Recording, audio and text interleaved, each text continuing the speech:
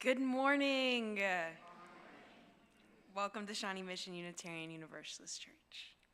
Whoever you are, whomever you love, wherever you are on your life's journey, you are welcome here. We are so happy that you've chosen this YouTube channel, this Sabbath, this sanctuary and time. And we know that you have so many options on Sunday morning, and that you chose to be here is something that we celebrate. We extend our especially warm welcome to our visitors and anyone who might be watching our service online for the first time. Please complete our Get in Touch online form by clicking the link below in our video description. We now invite everyone to greet each other in any way you possibly can. Elbows if you're here, and if you're joining us online, please say hi in the chat.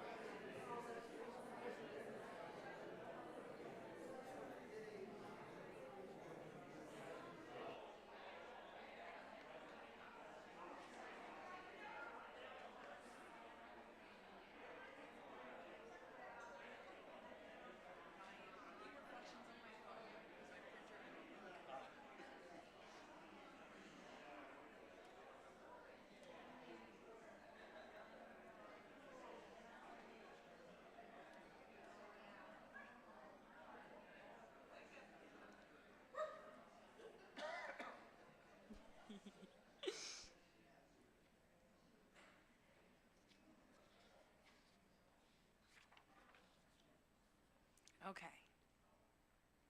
So there are just a few announcements today, and by few I mean two. If you are a recent newcomer to our church, please consider attending our Just the Basics session today, immediately following the service. This is a 30-minute overview of Unitarian Universalism in this congregation, and it will give you a chance to ask questions and meet other new folks. So after today's service, grab a cup of coffee and look for Jen Nelson in the foyer. Here's our beautiful Jen Nelson. And she'll be waiting to visit with you. And if you left something at the church picnic yesterday, then you can find that in the fellowship hall.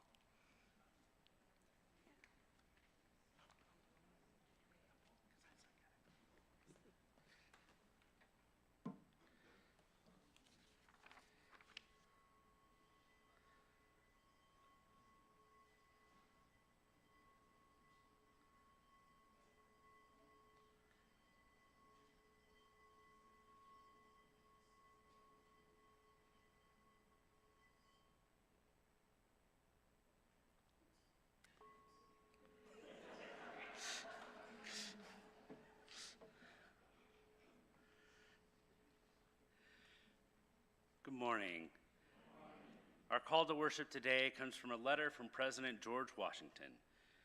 For happily, the United States government, which gives to bigotry no sanction and to persecution no assistance, requires only that they who live under its protection should demean themselves as good citizens in giving it on all occasions their effectual support. Come, let us worship together. Please rise as you are willing and able for our opening hymn, the Battle Hymn of the Republic, written by Julia Ward Howe, suffragette, abolitionist, feminist, Unitarian. 1, 2, 3.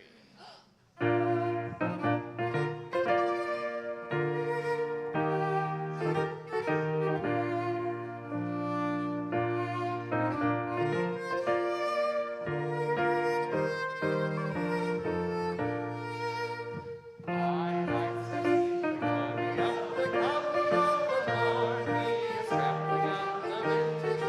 troops have wrapped and sword, he had left the faithful lights begun.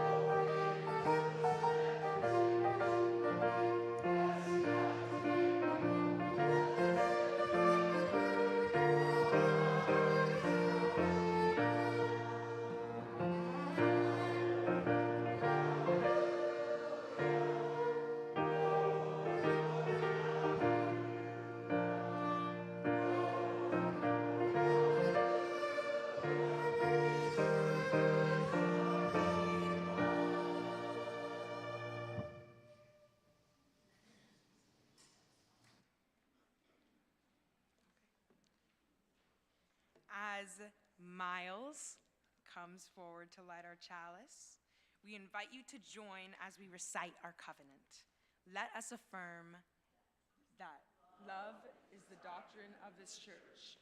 The quest for peace is its sacrament, and service is its prayer.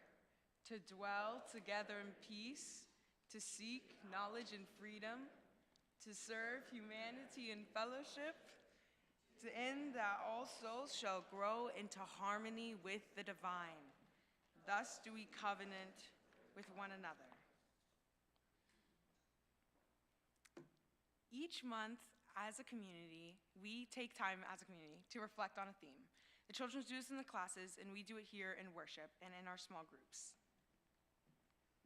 This month, the theme is a community of risk, as told to me by my dad, who's in small group.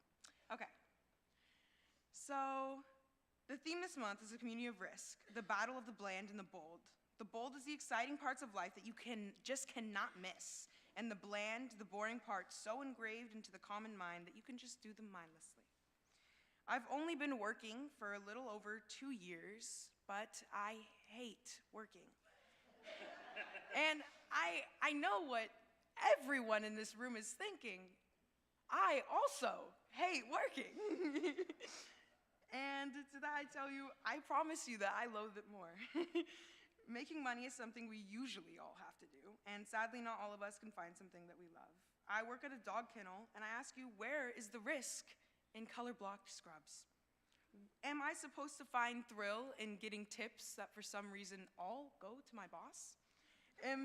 Is there glory in picking up dog poop? Is that a thing? Almost every time before I get a shift, and I have one today at 3, I get shaky, I start pacing. Sometimes I scream, I just scream, because I want the silence to feel a little bit more comforting. I want to feel adventurous and courageous, and I find myself feeling like an industrialized little capitalist cog with the ugliest layer of factory paint. But when reflecting on the definition of the risk in the passage from the Soul Matters packet, it advised that instead of run to what is thrilling, which is what I'm used to don't run away. Although others might not find attending a day job risky, it is a challenge for me. And with every challenge comes growth. Instead of bashing myself for being lazy, I can challenge myself to find the things I'm good at when I work and practice being mindful in the moment. And now the first thing I do when I go in, instead of freak out a little bit, is I go and I visit all the dogs, and I get a bunch of little kisses, and I get nice little tail wags to greet me to my day. And it just is a great start to the day. So risks appear in unique ways in communities, and as an individual, you can find themselves in situations that can seem disheartening, but they're actually opportunities to strengthen your soul. So find the risk in your life and challenge it, even if it's something like stopping the consumption of dairy products when you're lactose intolerant, which is something I've struggled at. Okay. Jen will read from the book Bold and Brave using the handheld mic. Oh, there it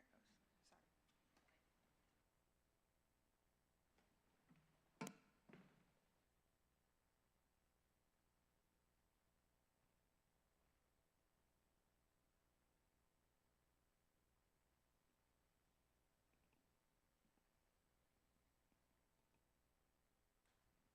Sorry.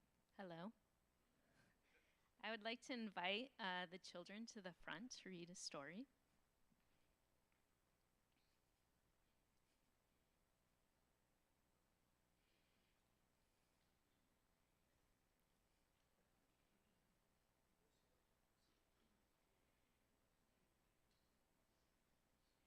All right. As they're gathering, I was doing some reading this week on process theology. And this book I was reading was talking about how God is all creation. And there was this line that the author said was, God has hands because we have hands.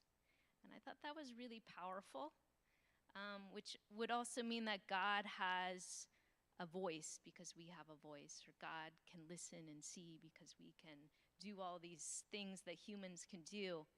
And so when I heard today that one of the themes is that ordinary people doing very powerful things to change our country and to make it a better place, I thought that line that God has hands because we have hands is very powerful. And that also means that you are all powerful. And so before I read this story, I would like you to think about something you would like to change in our world or our community, something that would make this place a little better. So today I'm going to read a few parts from the book Bold and Brave by Kirsten Gillibrand.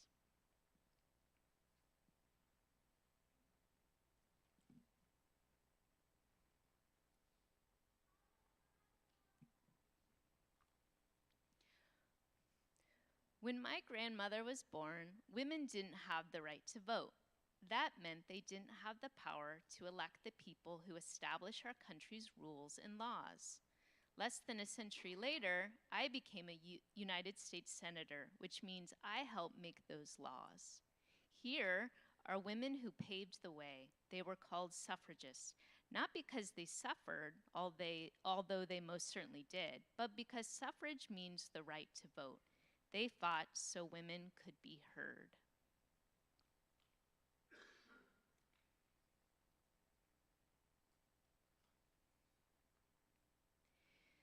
Susan B. Anthony was an abolitionist, which means she opposed slavery. Elizabeth Cady Stanton convinced Susan to fight for women's rights too. Together, they were a team. Some people said that Elizabeth forged the thunderbolts and Susan fired them. Susan traveled the country by train and horse-drawn coach to rally support for voting rights for women, often wearing her favorite red silk shawl. She wrote home, "We speak in schoolhouses, barns, sawmills, log cabins with boards for seats and lanterns hung around for lights, but people come 20 miles to hear us." Today, 20 miles may not seem far, but before cars, it could take all day or longer to travel that distance. In 1872, Susan tried to vote for president and was arrested. She spoke out for years and years until she died, almost 15 years before women.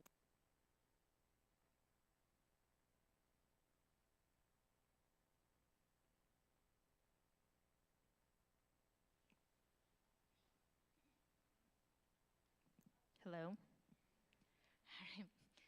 Others carried the torch, and the amendment that finally granted women the right to vote, the 19th Amendment, is also called the Susan B. Anthony Amendment.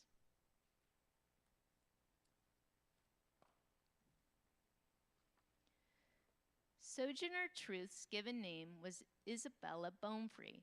She was born into slavery in Ulster County, New York. She left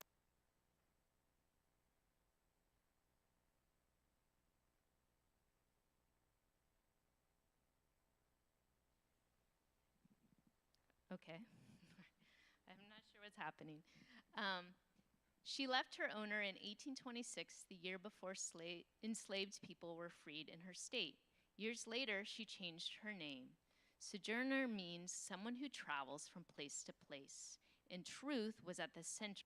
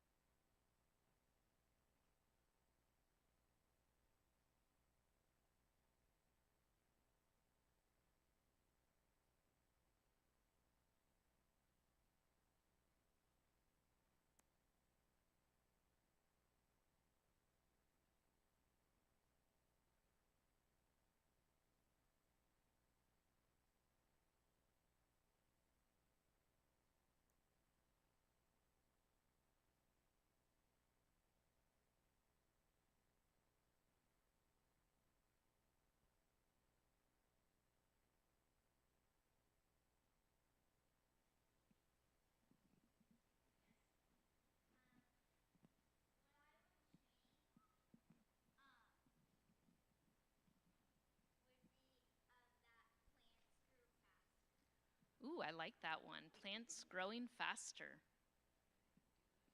Yes. Less cities. Less cities. Yes, I think I would love to see more plants in rural areas. That's wonderful. Anyone else want to share? What would they change? Yes. Stop the pollution in the ocean. Love that. Stop the pollution in the ocean. One more. Yes. Less oil places. Less what? Less oil places. Less oil places? By the sea. Less oil places by the sea. Well, thank you so much. Please join us in to call the children out. Did I say that right? All right.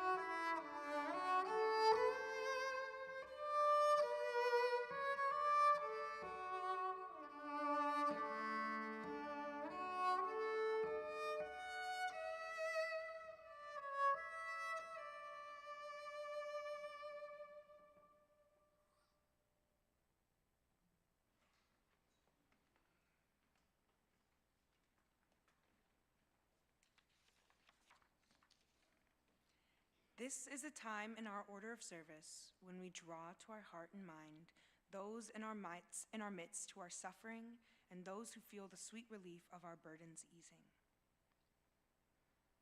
We give our love to those untangling themselves from relationships that no longer serve them. We grieve for loss of energy and time chronic illness takes on the body and mind, and our hearts go out to all who are struggling to make ends meet, especially at this time of year. We extend our gratitude to people who make caring for children their primary spiritual practice, and we join in wonder with all people who are bravely facing their final days.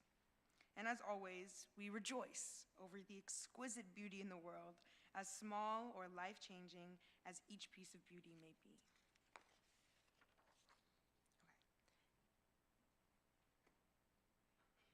And now I invite you to come forward and briefly share with the world, in 2 to 3 sentences, a rare joy or profound sorrow, and light a candle.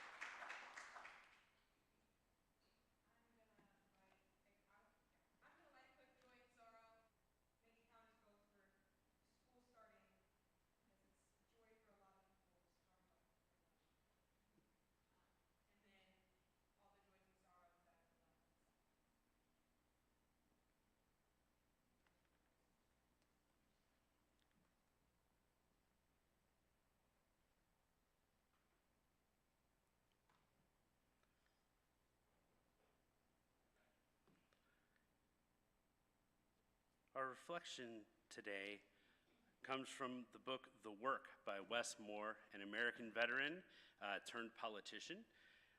And in this part of the book, he was describing he was in combat at the time and explaining to someone from another country why he put on the uniform to fight.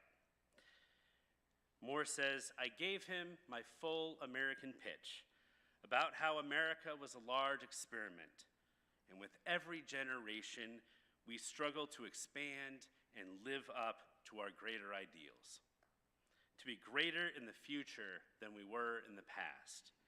I told him I fought for my country because I love it, flaws and all. I fought for it because the people who make up our beautiful, diverse tapestry deserve to be fought for.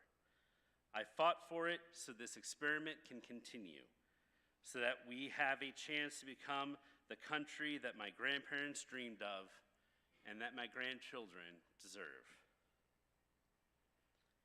And our meditative hymn today, and you may remain seated for this unless you really feel in the Spirit, is "God Bless America," written by Irving Berlin, who was a Russian refugee who would not be allowed in America under the current rules, and turned great American patriot. While the storm clouds gather far across the sea, let us swear allegiance to a land that's free. Let us all be grateful for a land so fair, as we raise our voices in a solemn prayer.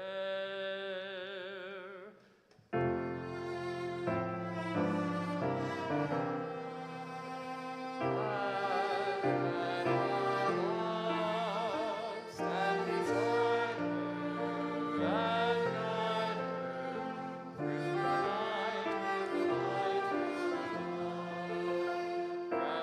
love. From the mountains to the prairies, to the ocean white above. God bless America, my home sweet home. God bless America, my home sweet home.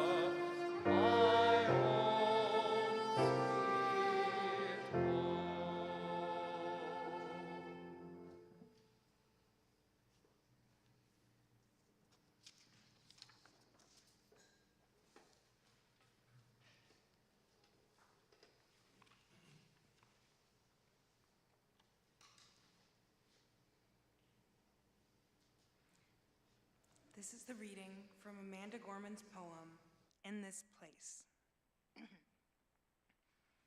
Tyrants fear the poet. Now that we know it, we can't blow it. We owe it to show it, not slow it, although it hurts to sow it when the world skirts below it. Hope, we must bestow it, like a wick in the poet so it can grow lit, bringing with it stories to rewrite. The story of a Texas city depleted but not defeated, a history written that need not to be repeated, a nation composed yet not completed. There's a poem in this place, a poem in America, a poet in every American who rewrites this nation, who tells a story worth being told on this minnow of an earth, to breathe hope into the prelims of time, a poet in every American who seems that our poem penned. Doesn't mean our poems end. There's a place where this poem dwells. It is here, it is now, in the yellow song of dawn's bell, where we write an American lyric we are just beginning to tell.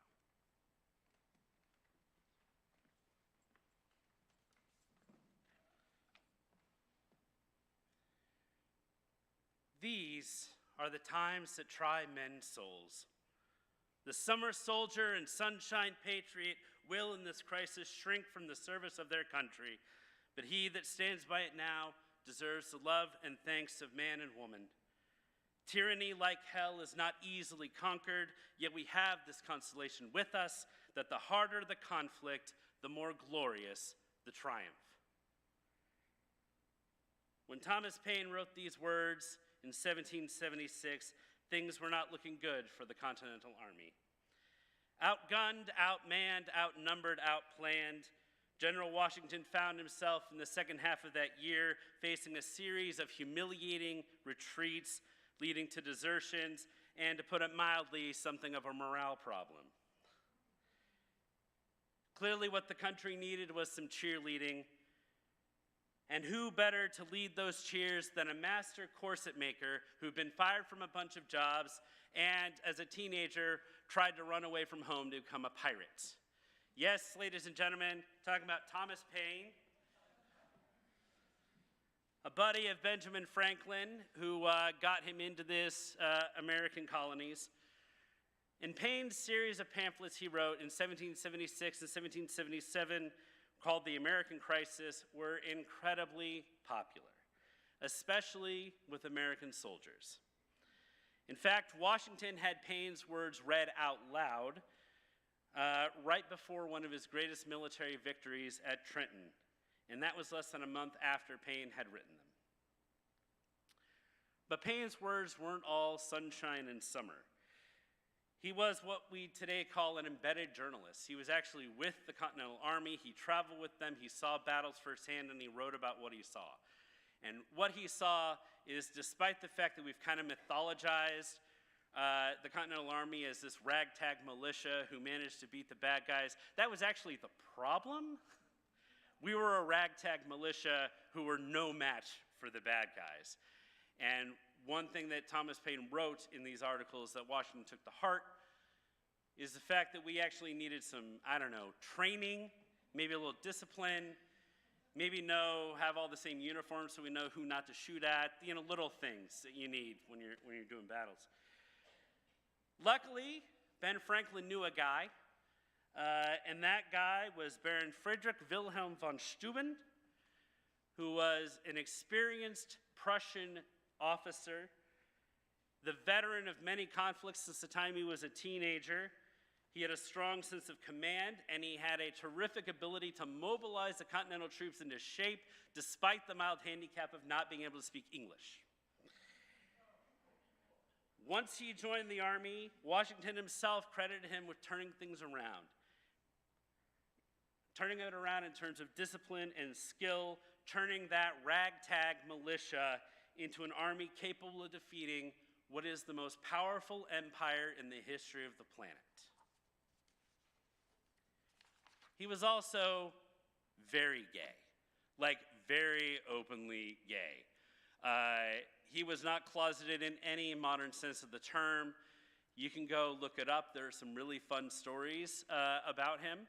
And to those of you who might be watching this from Florida, I'm sorry if I get you in trouble for saying that. Another of Ben Franklin's buddies who came to help out the Continental Army, train us how to use a cavalry for a bunch of farmers who mostly use horses to plow stuff, was a Polish officer named Kazimierz Pulaski, a mastery cavalryman who led decisive, victorious charges on the battlefield, leading to key American victories until they themselves were felled by enemy fire on the battlefield in 1779. And you note I use the word they, and that's because, as it has turned out through historical research, Kazimierz Pulaski may have been born presenting as a woman or as intersex. We don't know whether they thought of themselves or identified as a man or just disguised themselves as one to serve as America's answer to Mulan. Either way, again, sorry, those of you in Florida. The Revolutionary Army saw a number of people who might have been considered outcasts or marginalized contribute to key victories. And nowhere was this clearer. And what I think is one of the coolest things about the American Revolution, you should look it up, they even made a TV series about it, the fact that Washington outspied the British by a lot, had a terrific network of spies, informants, saboteurs, you name it. One of those was Anna Strong, who was a New Jersey housewife who sent key messages to the Continental Army by encoded in the laundry that she hung out to dry at her house. Another spy was Cato, who was enslaved when he began service to the Continental Army, but through his valor and services as spy and smuggler was freed in 1778 and became a lifelong abolitionist. And a lot of the stuff that is ascribed to Hercules Mulligan in the musical Hamilton was actually Cato, so just a little FYI there. And I could go really on and on and on about this because it's like one of my favorite subjects, but I promise I would keep this under 10 minutes. So we're going to move on. The point is, all of these people were drawn to the revolutionary cause because they believed in that American promise. That promise that was written down in the Declaration of Independence, that promise of a government that recognized these truths as self-evident, that all men are created equal, and that they are endowed by their Creator with certain inalienable rights. That is a powerful promise. A promise that, to be sure, has not always been kept. Not only in terms of our history, in terms of our numerous failures to live up to our ideals, it's not always been kept to those who fought for it. Thomas Paine himself, to give one example, died penniless and alone for his radical ideas on religion, like organized religion isn't always that great, or his radical ideas on economics, like maybe we should help poor people out sometimes. But through all of these failures and missteps, America has nevertheless moved forward. Through civil war, through protests, through litigation and legislation, this country has come closer than ever to living up to its promise. And that's not because of a few select heroes. That's not because we have any chosen ones. It's because of democracy. Democracy, that society Lincoln described as being of the people, by the people, and for the people. Our progress has been made because ordinary people throughout the decades strive to make the country better than it was when they found it. Striving to keep that American promise, not only in terms of rights and laws, but our common culture. The things that make America great, those classic bits of Americana that we attribute to being patriotic and maybe kind of corny sometimes, they were often written by people who were marginalized, who were outcasts, who were different, and yet their work has come to be beloved and vital to who we are. The songs in our service today were all written or made popular by these sorts of people, by immigrants, refugees, people of color, feminists, and that's true no matter what they teach in Florida. It gets less laughs every time. I should have stopped with the first one. All right. Of course, it's not just music that I'm talking about, but 1,000 other things, from poetry to technology to symbolism. American culture has been built by those who pushed their way into the conversation, driven by that American dream of equality. Pushed by ordinary people who believed in the words of Iowa's favorite son, James Tiberius Kirk, that the words "we the people" that begin our Constitution must mean all the people or they mean nothing. When we look around at our country today, we too see a time that tries men's souls. Our American promise is threatened in ways that it has not been threatened in generations. And it might be tempting to give up in despair and give up on our country. But in the words of Thomas Paine, what we obtain too cheap, we esteem too lightly. It is dearness only that gives everything its value, and it would be strange indeed if so celestial an article as freedom would not be highly rated. There are no chosen ones. There are no special heroes. There are no people who have the power to wield a magical sword to fix things. We cannot wait for somebody else to come and make this country better. In a democracy, we save our country ourselves. Unitarians have as one of our core principles that the democratic process is sacred. That's the fifth one for those who don't do the homework. And that means we have a responsibility to be a part of the changes that our society needs. This country is built on a solemn oath of freedom and equality for all, and someone's got to keep that American promise. That promise of being able to follow your own path, that promise of not being held back by your class or your place of origin, that promise of living in a land where it's a self-evident truth that all are created equal. Someone's got to keep the American promise. That promise for the tired, the poor, the huddled masses yearning to breathe free. That promise of being able to think, to speak, to worship, and to love freely. That promise of a country by the people, of the people, and for the people. Someone's got to keep the American promise, and that someone is us.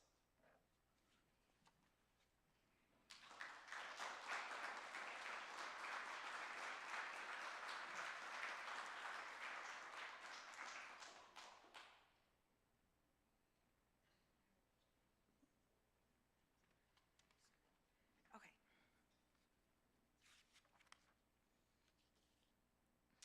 The work of the church depends on us, our generosity of time, wisdom, and financial resources. We invite you to give generously to support the ongoing work of the church. The offering will now be given and received in grateful appreciation of our shared values.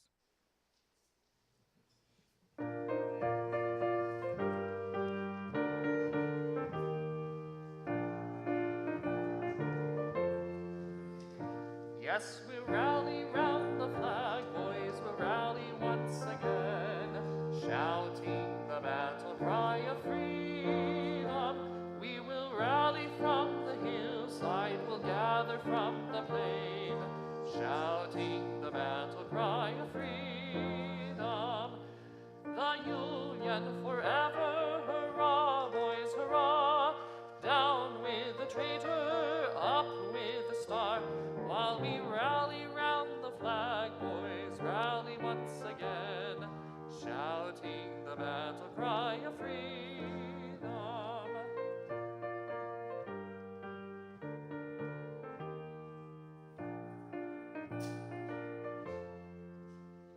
So we're springing to the call from the east and from the west, shouting the battle cry of freedom. And we'll hurl the rebel crew from the land we love the best, shouting the battle cry of freedom. The Union forever, hurrah, boys, hurrah, down with the traitor, up with the star. While we rally round the flag, boys, rally once again, shouting the battle cry of freedom.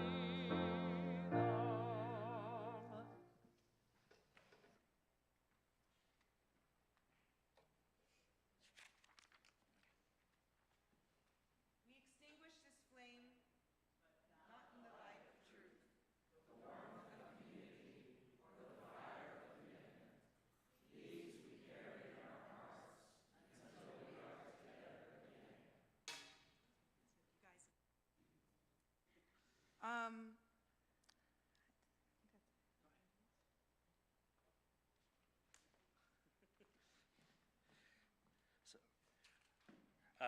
Please rise as you are willing and able for our closing hymn, America the Beautiful, which was written by Catherine Lee Bates, a lesbian and social activist.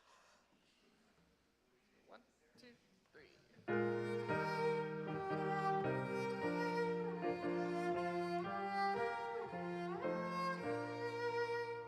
All beautiful, nor strange, the skies forever waves of rain, for purple mountains, majesty, all of the fruited plain.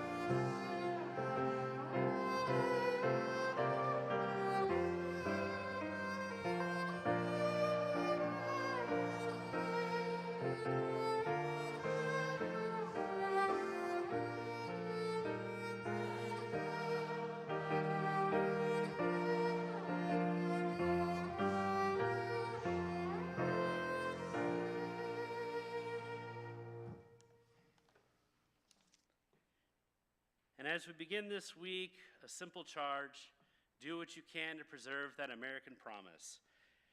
Register to vote. Read a book someone told you not to read. Write a classic piece of American music. Whatever, it's a free country.